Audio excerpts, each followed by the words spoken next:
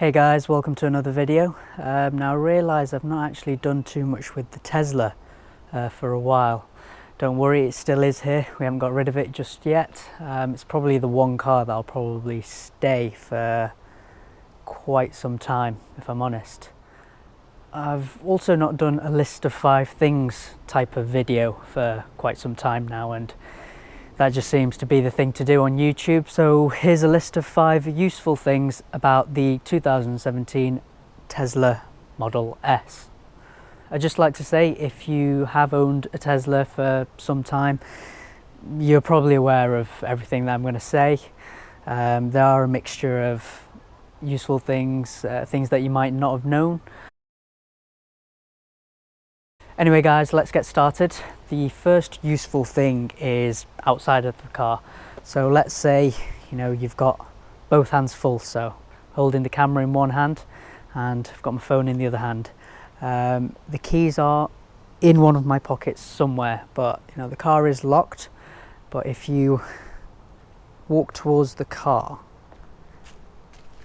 once you get within 50 centimeters, something like that, the doors do unlock themselves. Is it a bit gimmicky? Yes, but it's quite useful, especially if you've got things in your hands, if you're carrying loads of bags. It is a bit of a first world problem really, but it's a nice little touch. The same happens when you actually walk away from the car. The car will lock itself and the handles pull themselves back in. Let's see if we can demonstrate that. Wonder how far back I have to walk. Still going, still going. Yeah, that's not worked.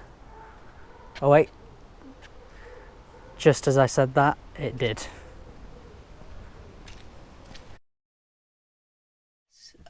Before anybody asks, are the seats in the Tesla Model S huge? Not really, I'm just quite small, so hope that clears one thing up. On to the next useful thing. Now, if you've ever driven an automatic car before, you'll notice that most of them, they have this, I suppose, it's called different things in different cars, but in Teslas it's called creep. What that basically is, so when you're in drive and you're about to move from a standstill, the car starts to creep forward without actually pressing the accelerator pedal, and that's pretty normal in all automatics. I've not really come across an automatic that doesn't do that. My CLA 45 does the same thing. However, in the Tesla, if you really hate that, you can actually completely disable it. You go into the controls, so let's press that. Right, we're into the control section of the driving menu, and there's something called creep, and you can toggle that off, on. However, if you want to meet somewhere in the middle, another thing you can do, so let's get this into drive.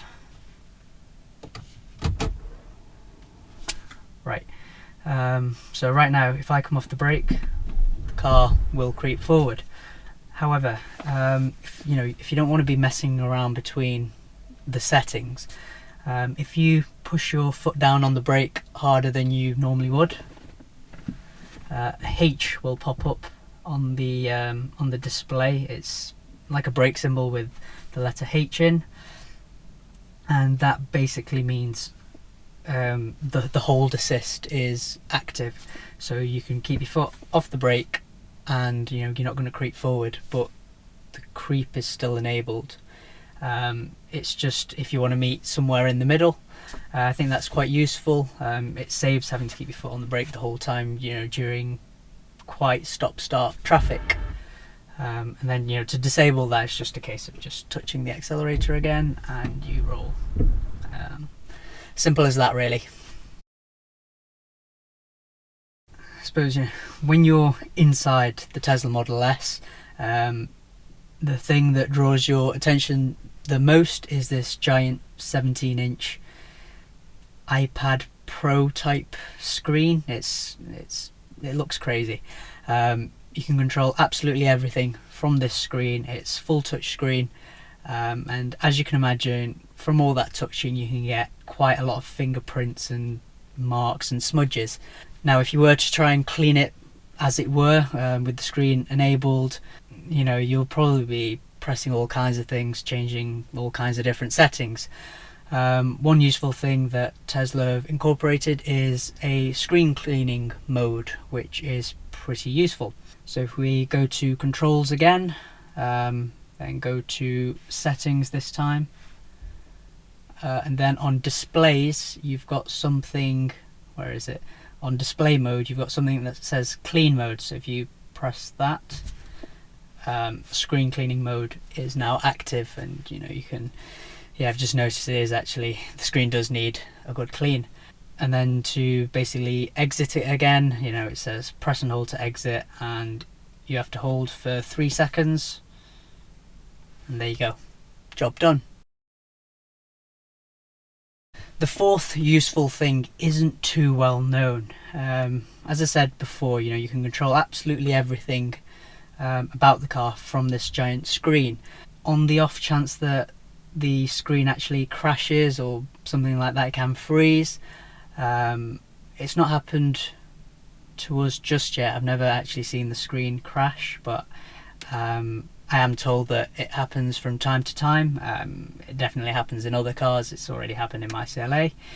What you can do is, if you hold these two buttons on the steering wheel, the volume control and the toggle scroll, if you hold those both in, I think it's usually for about 5 seconds, and the screen will basically reboot itself. It usually takes about 10-15 seconds for the screen to power back up, and then a further 30 seconds for everything to return back to normal. I mean, you know, you don't need to press anything, and it's also safe to do whilst actually driving. So that was one of the common questions, you know, does it interfere with any of the settings whilst driving? No, it doesn't. So within 30 seconds the screen has rebooted, and it basically returns to a split screen of the nav and I think it's the radio up top. That might just be the settings that have been saved on this. Whether you know much about Teslas or not, you'll have probably heard about its autopilot feature, which is pretty revolutionary, pretty cool. It's also got another cool feature that's similar to the autopilot, and it's something called summon. So for example, let's pretend you're in a car parking space of sorts, and a Wally in a satin grey CLA 45 has parked ridiculously close next to you, and it's difficult for you to get in. Rather than having to climb in through, I've seen all kinds of stupid things, climbing in through the boot, the back, the passenger side door, all that kind of thing. There is a different way to do it, and you can keep your dignity intact, and that's to use this feature called Summon, which I will demonstrate to you now. So what I have here is the Tesla app open. If you scroll down to something called Summon, give that a second to find it.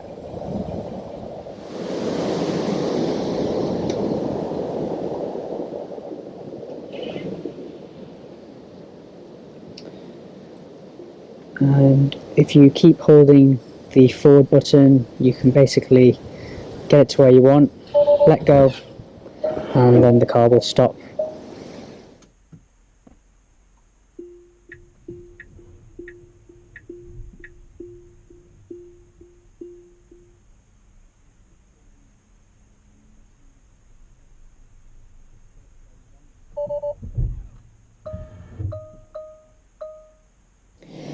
It works the same way if you want to reverse into a tight spot. Instead of pressing forward, obviously, you just hold down reverse.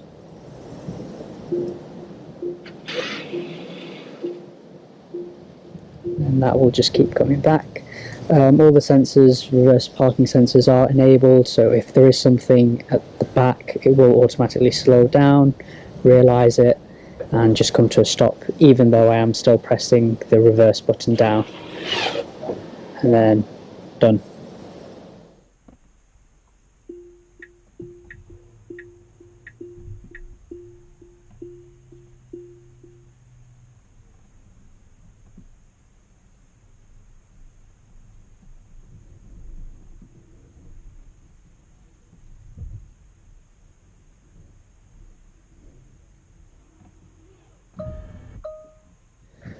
So there we have it, guys. Hopefully 5 useful features about the Tesla Model S. Give this video a thumbs up if you thought it was useful or interesting in any way, shape or form, and remember to hit the subscribe button down below, and I shall see you in the next video. Thanks for watching, guys.